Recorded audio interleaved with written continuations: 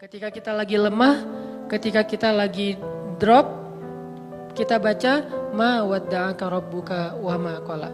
Kalau kita mengaku Allah hasbi, cukup buat saya Allah, hasbi Allah, hasbunallah, berarti kalimat itu harusnya kalimat motivasi banget. Terjemahan dari kalimat itu banyak. Ma wadda'aka rabbuka wa ma qala bisa diterjemahkan la tahzan innallaha ma'ana. Bisa. Ma wadda'aka rabbuka wa ma qala bisa diterjemahkan dengan kalimat fa inna ma'al usri yusra.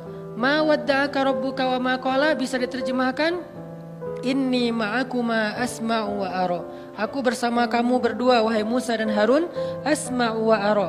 Mendengar dan melihat. La takhafa, jangan takut wahai Musa dan Harun. Idhaba ila Fir'aun. Pergilah kamu berdua kepada Firaun, la takhafa, inni ma'akuma asma'u wa ara. Aku yang akan memantau apa yang terjadi pada diri kalian. Jadi aku tahu banget, update banget setiap detiknya. Bahkan sebelum terjadi, aku sudah mempersiapkan perisai untuk melindungi kalian. La takhafa, jangan takut. Itu terjemahan-terjemahan yang banyak di Al-Quran tentang kalimat ma wadda'aka rabbuka wa ma qala. Atau mungkin kita bisa challenge diri kita sendiri ya. Ketika kita tilawah Al-Quran secara acak, cari ayat terjemahan atau bahasa lain dari ma wadda'aka rabbuka wa ma qala. Coba cari di Al-Baqarah, cari di Ali Imran, itu banyak banget kalimat ma wadda'aka rabbuka wa ma qala. Rabbmu tidak pernah meninggalkanmu, gak pernah benci sama kamu. Ayatnya banyak banget. Bahwa Allah gak pernah ninggalin kita, bahwa Allah gak benci sama kita. Salah satunya mungkin kalau Allah kalau Allah nggak benci sama kita tuh, misalnya ayat fa'in yuridullahu bikumul yusra wala yuridu bikumul usr. Sehingga siapa yang berpikir syariat itu kayak beban, seolah-olah Allah kayak nggak rela gitu ngelihat kita nyaman, kok dikasih syariat, dikasih beban, dikasih tugas, dikasih batasan. Enggak, itu salah paham. Allah ngasih syariat bukan untuk ngebebanin kita, bukan karena Allah iseng sama kita, bukan karena Allah benci sama kita, tapi karena Allah pengen memudahkan hidup kita justru dengan syariat. Syariat itu bukan mempersulit hidup kita. Kalau sebuah negara meninggalkan syariat karena takut sulit kehidupan negara itu, justru kita terjebak dalam wasawis syaitan. Mulailah kita dengan hiruk pikuk, dengan kekacauan gara-gara meninggalkan syariat. Kalau sebuah bangsa, masyarakat, keluarga, pribadi pengen hidupnya lebih mudah, ati Allah wa ati Rasul. Coba ikutin cara Allah, pasti akan jadi mudah. Memang di awalnya kelihatan agak-agak challenging nih. Tapi begitu kita jalanin, yusrun, mudah, semuanya mudah. Kemarin saya jalan sama istri ke Thailand. Kita jalan berdua ke Thailand, pengen main aja gitu. Jalan ke Thailand, kebetulan ada acara di Malaysia, terus mampir dulu ke Thailand. Sampai di Thailand kita ke Pattaya dulu nih. Saya karena senang dengan laut, saya cari yang lautnya masih aman. Kalau Phuket mungkin gitulah ya. Nah, cari yang Pattaya yang private beach, jadi nggak ngelihat yang gitu-gitu. Cie, sombong. Kalau terlihat kan nggak sengaja. Nah, pergilah ke Pattaya gitu ya, cari yang beach yang private gitu. Terus karena kita nggak tahu halal foodnya di sana, akhirnya kita kayak sangat hati-hati mencari halal food. Sampai rempong, sampai bawel.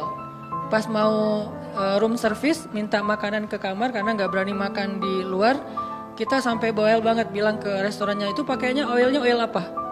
Nggak pakai oil yang pork kan, saya minta yang vegetable oil ya pak gitu. Terus itu wajannya diganti ya, dicuci dulu, ya pak. Itu yang masak ininya, tepungnya udah dipakai yang pork belum sebelumnya? Ya bisa kita bikin yang baru pak. Sampai mereka sebel banget gitu kan, karena banyak banget permintaannya, padahal pesannya cuma nasi goreng. Tapi permintaannya panjang gitu. Akhirnya dihidangkanlah nasi goreng seafood, kita makan berdua sepiring. Gak penting banget sih, gak ada hubungannya dengan tema. Nah udah gitu malam kita cuma nyari buah aja kayak gitu. Nah karena kita berusaha untuk ketat dalam masalah halal food, kalau gak benar-benar kita bisa yakin bahwa ini halal atau minimal dia aman gitu, maka kita nggak akan berani. Ini berusahalah belajar taat kecil-kecilan, bukan hal besar sebetulnya. Tapi justru saya ngelihat di sini hal kecil dihargain sama Allah. Kalau hal besar apalagi kan ya, hal sepele kayak gitu doang, Allah langsung kayak ngehargain gitu. Ini bukan karena saya soleh, tapi karena saya mencoba untuk meniru orang soleh. Akhirnya mendapatkan janji yang Allah janjikan kepada orang soleh. Sayanya belum soleh, tapi karena meniru orang soleh, dapat juga nih yang dijanjiin Allah kepada orang soleh. Udah ketat, seharian kita makannya susah banget. Nah besoknya mau ke Bangkok, hari kok belum pesan hotel. Tadinya udah pesan lewat travel agent, tapi cancel. Tadinya ada satu jenis hotel yang di pusat kota, dekat dengan tempat pembelanjaan, nemenin istri. Ternyata dari travel agent itu katanya nggak dapat. Oke, cancel. Saya pesan pakai online, pesan nyari yang dekat dengan hotel itu. Entah gimana caranya Allah ngarahin saya untuk ngeklik satu hotel yang saya juga nggak tahu speknya kayak gimana. Pokoknya udah aja ini aja deh, yang paling dekat walaupun ada beberapa pilihan. Ambil hotel tertentu, namanya gak usah disebut. Mahal C. Sombong. Ya gitu deh pokoknya ada namanya lah ya. Nah pas sampai di Bangkok, kita masuk ke hotel itu lagi check in. Tiba-tiba ada teman lama saya nih orang Bandung. Dia istrinya lagi lewat, jadi hotel sama kondonya itu bersebelahan. Dia ternyata tinggal di kondonya. Dia lewat ngeliat kayak Ustadz Hanan, dia ngubungin Benzo. Benzo cuma angkat tangan, lihat ke atas.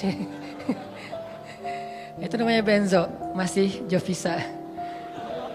Nah Benzo dihubungin Benzo tanya ke saya, Ustadz lagi di hotel ini di Bangkok loh. Kok Benzo tahu? Kan saya nggak ngasih tahu siapa-siapa. Nggak, tadi ada teman yang ngelihat Ustadz, dia kayak ragu gitu, bener nggak? Oh iya bener, kenapa? Dia ngajak Ustadz nanti malam cari makan halal dan Thai banget gitu. Alhamdulillah, berarti kemarin susah dikit, sekarang Allah kasih jalan keluar. Bukan hanya itu, ternyata hotel yang saya pilih itu dia udah halal restoran, untuk breakfast tuh aman, udah halal. Karena susah kan nyari hotel dengan sertifikat halalnya di sana.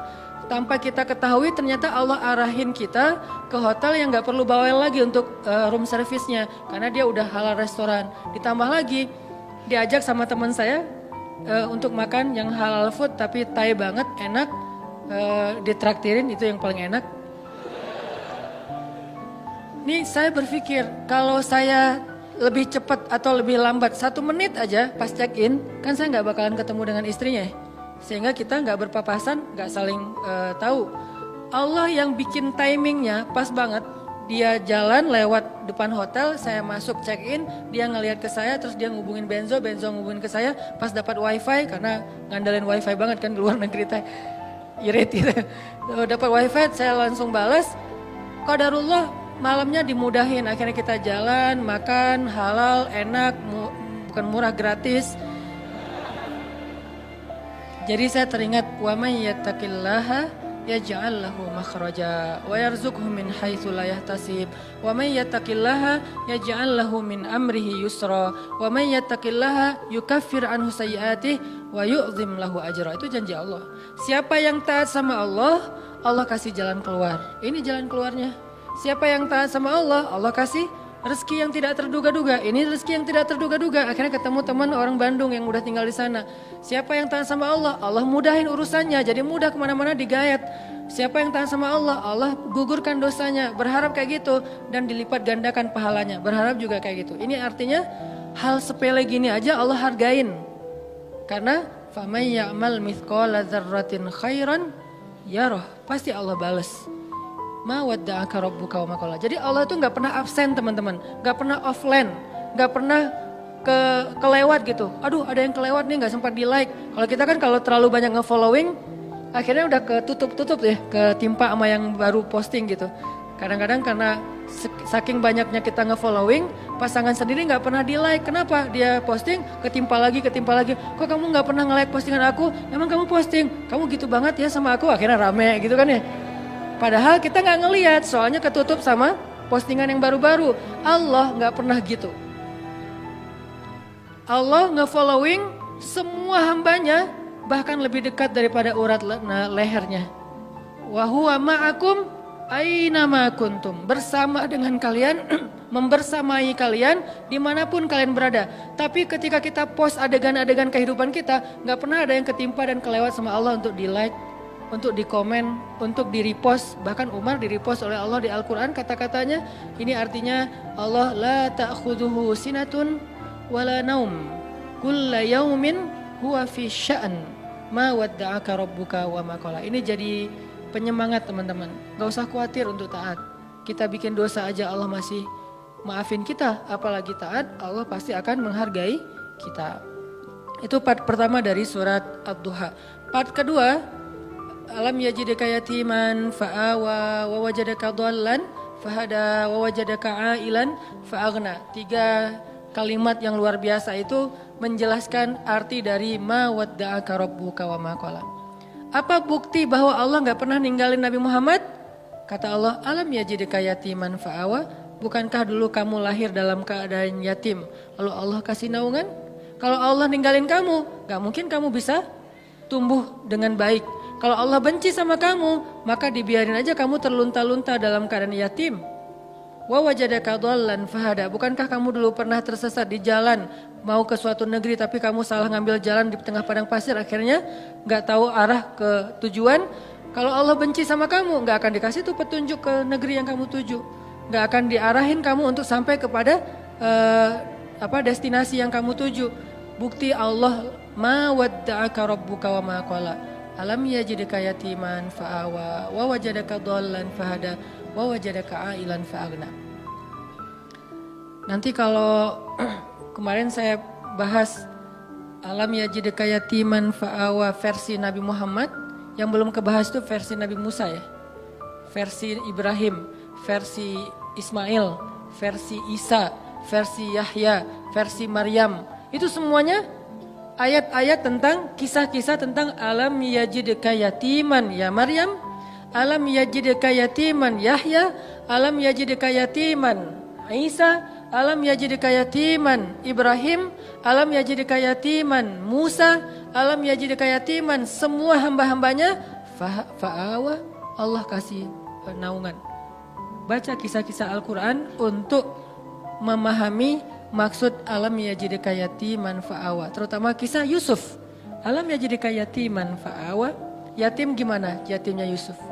Yatim di dalam sungai, di dalam sumur, nggak punya siapa-siapa. Ayahnya nggak tahu di mana keberadaan anaknya, kakak-kakaknya udah nggak peduli dengan adiknya. Yatiman fa'awa, fa'awa pertama ditemukan oleh para musafir. Fa'awa kedua masuk ke dalam istana dan seterusnya dan seterusnya. Alam yajidka yatiman fa'awa. Insya Allah nanti kita lanjutkan lagi pembahasan surat Ad-Duha ini. Ini bukan cuma tafsir ya teman-teman, tapi ini tadabbur. Saya berusaha untuk menganalogikan dengan kehidupan kita supaya kita bisa menjadikan ayat itu sebagai motivasi hidup kita. Barakallah, kita lanjutkan setelah sholat Isya. Bismillahirrahmanirrahim. Teman-teman yang dirahmati Allah Subhanahu wa taala, kita lanjutkan pembahasan kita tentang surat Ad-Duha. Alam yajidka yatiman fa'awa wa wajadaka dhallan fahada wa wajadaka ailan fa'aghna. Kalimat alam yajidka yatiman fa'awa itu adalah kalimat pembuktian. Seolah-olah Allah ngomong ke kita tuh gini, kamu gak ingat dulu ketika kamu pernah gini, siapa yang nolong kamu? Emangnya kamu gak ingat dulu ketika kamu pernah terpuruk, siapa yang buat kamu bisa survive?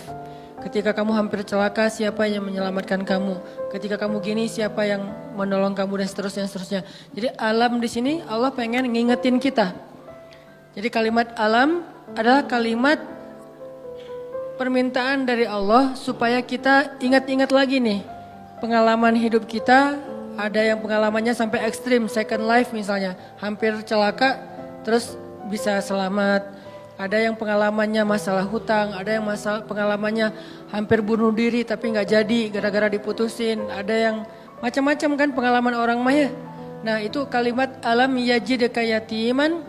Yajidka itu Allah mendapati kamu dalam status nggak ada apa-apa sebetulnya. Kita tuh awalnya nggak punya apa-apa, bukan siapa-siapa, nggak bermodalkan apapun. Allah yang fa'awa, fahada, fa'aghna, itu terjadi kepada kehidupan kita masing-masing.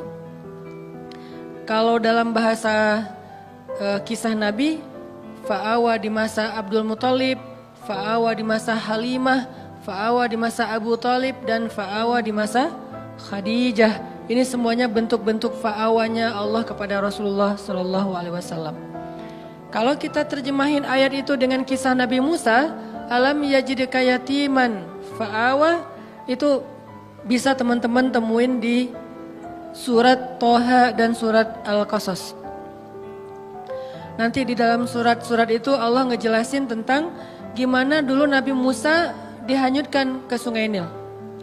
Walaqad mananna 'alaika marratan ukhra idh awhayna ila ummika ma yuha an qadhifihi fit tabut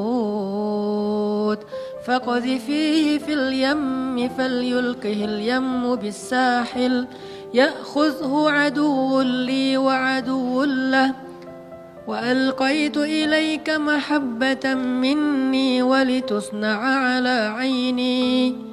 Ketika Allah mengilhamkan kepada Ibu Musa, wahai Ibu Musa, hanyutkanlah bayimu di Sungai Nil kalau pengen selamat. Pengen selamat? Jangan kamu simpan di rumah, jangan kamu rawat sendiri, jangan kamu bawa lari ke hutan. Hanyutkan ke Sungai Nil. Supaya selamat dari siapa?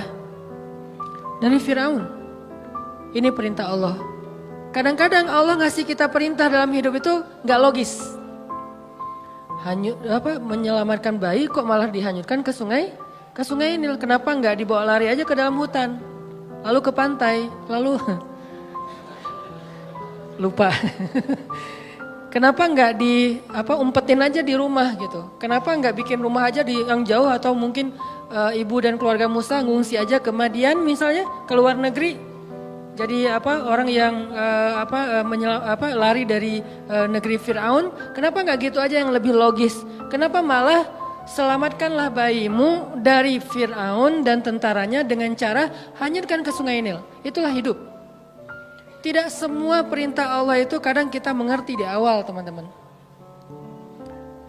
Kita cukup tahu bahwa ini perintah Allah, sami'na wa ata'na. Kalau pengen bahas lebih dalam lagi untuk cari tahu hikmahnya, silakan. Tapi jangan tunggu sampai kita ngerti hikmahnya baru sami'na wa ata'na, kelamaan. Akhirnya kita kehilangan banyak sekali kesempatan dapat kebaikan dari Allah. Justru biasanya Allah ngasih kejutan ketika kita ngambil challenge-nya Allah. Iman challenge, akidah challenge, tauhid challenge. Challenge-nya apa? Lakukan perintah Allah walaupun menurut logika kita agak aneh. Misalnya, tinggalkan pekerjaan itu. Ya Allah, pekerjaan inilah yang bikin saya bertahan hidup selama ini. Saya beli rumah, beli mobil, saya punya tabungan sekian gara-gara kerjaan ini. Udah tinggalin aja. Terus nanti saya kerja apa? Tenang, Allah yang gantiin. Terus gimana Ustadz? Jalannya dari mana Ustadz? Allah tahu jalannya, kita doang yang gak tahu. Kalau kita nggak tahu bukan berarti Allah nggak tahu kan? Kita yang nggak tahu, Allah tahu. Karena Allah alimun, basirun, khabirun, maha tahu, maha melihat, maha teliti, latifun, sami'un. Allah maha kuasa. Jadi kalau kita nggak tahu caranya bukan berarti dia nggak bisa. Serahin aja sama Allah. Ketika kita serahin sama Allah, Allah nggak mungkin ngecewain kita. Kenapa? Allah nggak pernah ngecewain hamba. Kita aja ke teman kalau udah diserahin satu amanah, kita berusaha untuk bikin dia terkesan, nggak sampai bikin dia kecewa. Apalagi Allah. Hanyutkan bayimu ke Sungai Nil supaya selamat dari Firaun.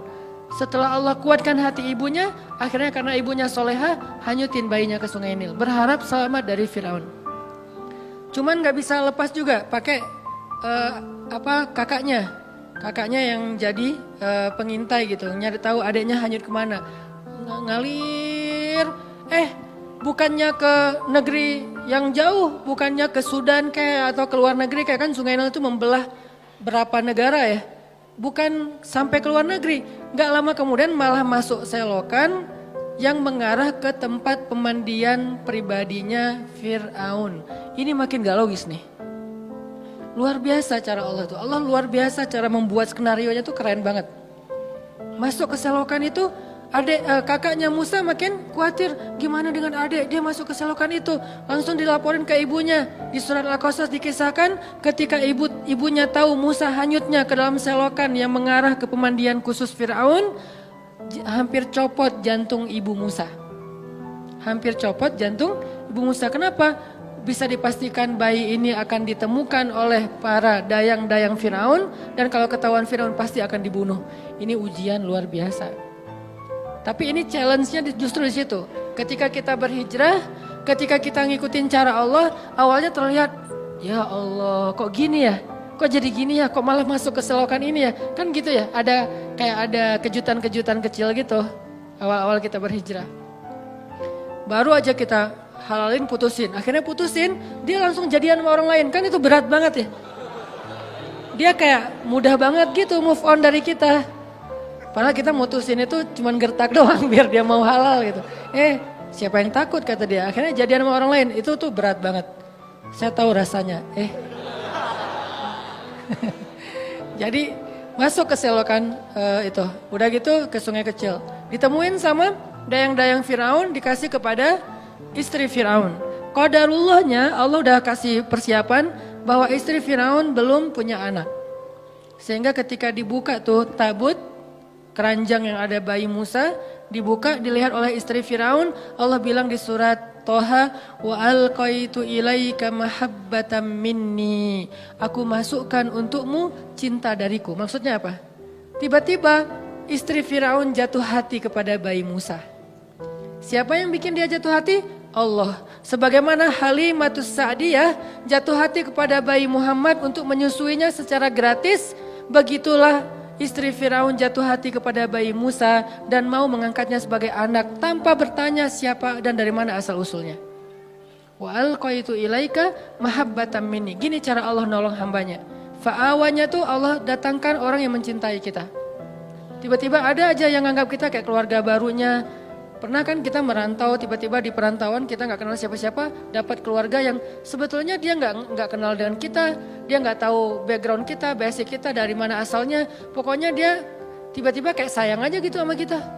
Saya di Mesir juga gitu, tiba-tiba ada aja orang Mesir yang sayang sama saya sehingga dianggap kayak anak angkatnya. Kamu kalau butuh apa-apa bilang ya, kamu kalau butuh apa-apa bilang. Setiap awal bulan, dan beliau siapa? Profesor lah gitu, dosen Al-Azhar. Kan banyak banget kemudahan gara-gara ada dosen, profesor, senior, kayak Allah jadikan tertarik kepada saya, seneng. Kamu kalau butuh apa-apa bilang ya. Terus pas awal bulan dapat gaji langsung datengin. Nah, kamu udah beli buku? Belum, kasih aja. Udah sih, cuman kayak kurang aja gitu kan ya. Belum, wah ini beli buku, kasih beli buku. Terus kalau dia lagi panen, di Mesir itu namanya adas. Adas itu kayak kacang hijau kita tapi warnanya oranye. Jadi fungsinya kayak kacang hijau, menghangatkan tubuh, bagus, biji-bijian. Kalau lagi panen adas, dia langsung bawa beberapa karung ke rumah tuh. Nih adas buat kalian, panen anggur, panen apa, segala macam buah-buahan di kebun dia tuh dibawa ke rumah kita. Kenapa? Wa alqaitu ilaika mahabbatan minni. Allah yang bikin dia jatuh hati kepada orang ini. Sehingga akhirnya istri Firaun langsung jatuh hati kepada bayi Musa. Firaun enggak, karena Allah sudah mengunci hatinya. Bukan karena Allah mengunci hatinya, belum sih. Karena hatinya keras, maaf salah, jangan disensor. Karena hatinya keras. Karena Allah gak akan mengunci hati seseorang sebelum Allah utus Nabi kan. Karena hatinya keras, jadi dia gak akan bisa disentuh dengan cinta. Firaun tetap marah kepada Musa yang masih bayi. Ini pasti nih anak Bani Israel yang dibuang supaya gak terbunuh nih. Gua bunuh nih sekarang. Jangan-jangan kata istrinya Firaun, dan dia ngebujuk suaminya dengan manja gitu. Gak pakai cantik sih, manja doang gitu. Akhirnya Firaun gak jadi ngebunuh Musa. Selamat Musa di satu adegan. Udah gitu gak lama kemudian Musa lapar. Musa kehausan. Wa wajadaka ailan fa'agna. Gimana caranya keluarga Firaun bikin audisi. Siapa yang bisa menyusui bayi Musa? Dikasih dinar, dirham, emas, perak. Dikasih tempat kedudukan yang tinggi di dalam istana. Punya gelar ningrat. Dikasih rumah di dalam istana yang sangat bagus. Dari sekian banyak perempuan-perempuan yang ingin menyusui Musa, semua ditolak sama Musa. Karena kenapa? Allah mengilhamkan kayak gitu kepada bayi ini. Padahal kan sebetulnya kalau bayi polos biasa aja, asal ada yang nyusuin kan dia nyusu ya. Tapi Allah mentakdirkan Musa gak boleh nyusuin ke ini. Di antara sekian yang banyak audisi, yang terakhir justru yang diterima. Kenapa? Allah yang nentuin. Jadi gak masalah, ada yang datang pertama sebelum kita bawa Alfat, biarin aja. Kalau Allah nggak mengikat hatinya, pasti ditolak. Walaupun modalnya, uang, apa segala macam. Enggak, tenang. Abu Bakar datang ngelamar Fatimah, ditolak sama Nabi. Kurang apa coba Abu Bakar? Tajir, soleh. Kan ideal banget ya. Ada yang soleh, nggak tajir. Ada yang tajir, kurang soleh. Tajir, soleh. Tajir, soleh. Abu Bakar ditolak. Datang Umar, tajir, soleh, kuat, cowok banget, ditolak juga. Ali awalnya, aduh Abu Bakar aja ditolak, Umar aja ditolak, apalagi saya nih. Akhirnya kayak Ali cuma ngelewat doang depan rumah Nabi, lewat lagi. Dipanggil sama Nabi, Ali kenapa? Enggak ya Rasulullah gitu. Ali, kamu pengen menikahi Fatimah? Terserah sih. Akhirnya Nabi yang ngelamar Ali dalam bahasa ininya ya, adegannya, walaupun secara resmi nanti Ali yang ngelamar Fatimah. Nabi kayak yang nawarin kepada Ali, kenapa Allah yang bikin kayak gitu? Jadi gak usah pesimis, yang penting minta kepada pemilik hati, ya Allah kan hatinya bukan milik dia, milik engkau. Jadi saya mintanya ke engkau aja ya Allah, bukan ke dia. Nanti setelah engkau baru dia. Sehingga pas kita datang kayak bukan tipe dia banget, bukan standar dia banget, tapi buat Allah kita standar dia banget. Buat dia kita enggak banget. Enggak masalah kan? Yang penting buat Allah kita banget lah. Begitu kita datang dia enggak bisa bilang enggak. Kok saya ngomongnya iya ya? Pengen bilang enggak tapi enggak bisa gitu. Ya udah deh, ya aja. Jadi aja. Setelah itu Allah masukkan hub, cinta, sehingga dia mencintai kita mencintai dia karena Allah Subhanahu wa taala, dan itu mubarak, diberkahi. Itulah istri Firaun. Akhirnya Musa tinggal di situ, ibunya tinggal di situ, kakaknya, tetehnya tinggal di situ, AA-nya tinggal di situ. Siapa AA-nya Musa? Harun. Semuanya sekeluarga tinggal di situ. Ini namanya alam yajidka yatiman fa'awa. Allah yang bikin skenario kayak gitu. Ismail juga kayak gitu. Kemudian Yahya alaihissalam juga kayak gitu. Maryam juga kayak gitu. Alam yajidka yatiman. Maryam kan lahir nggak punya ayah. Bukan nggak punya ayah. Ayahnya udah wafat kan? Imran sama anak yatim perempuan lagi itu. Siapa yang fa'awa Maryam? Wa kaffalaha Zakaria. Zakaria yang mengawakan Maryam, dan Zakaria cinta banget sama Maryam. Walaupun itu adalah ponakannya, tapi seperti putrinya sendiri. Dan Zakaria adalah sebaik-baik orang yang merawat Maryam. Walaupun ayahnya soleh banget, tapi ada yang lebih daripada ayahnya. Ayahnya orang soleh, Zakaria nabi. Sehingga Allah ingin Maryam ini dirawat bukan oleh ayahnya yang soleh, tapi oleh pamannya yang nabi, yaitu Zakaria. Ini cara Allah teman-teman. Sehingga itu menjadi bukti ma wadda'aka rabbuka wa ma qala. Andalin Allah aja deh. Kita mau hijrah, kita mau ganti kerjaan, kita mau dapetin pasangan, kita mau punya anak, kita mau, udah bilang aja sama Allah. Ada mau apa aja bilang aja sama Allah. Selama yang kita inginkan itu kebaikan, Allah malu untuk gak mengabulkan keinginan kita. Gak mungkin gak dikabulkan, pasti. Kenapa saya bilang pasti? Allah sendiri mengatakan, ujibu da'watad da'i idza da'an. Kalau ada yang berdoa sama aku, curhat sama aku, ujib. Aku pasti akan nge-replay, akan ngerespon, akan ngejawab, akan nge-read. Gak mungkin enggak. Pasti dibalas sama Allah SWT. Kalau teman, pasangan, geng gak ngebalas WA, biasalah itu. Tapi kalau Allah gak mungkin enggak. Pasti di-read langsung dibalas sama Allah. Cuman balasnya Allah apa? Kadang dibalas dengan yang sama persis dengan yang kita minta. Kadang dibalas dengan yang lebih baik dari yang kita minta. Yang enggak dikasih yang sebaliknya yang buruk dari yang kita minta. Enggak mungkin. Kalau enggak sama lebih baik. Antara dua itu. Dan dua-duanya untung.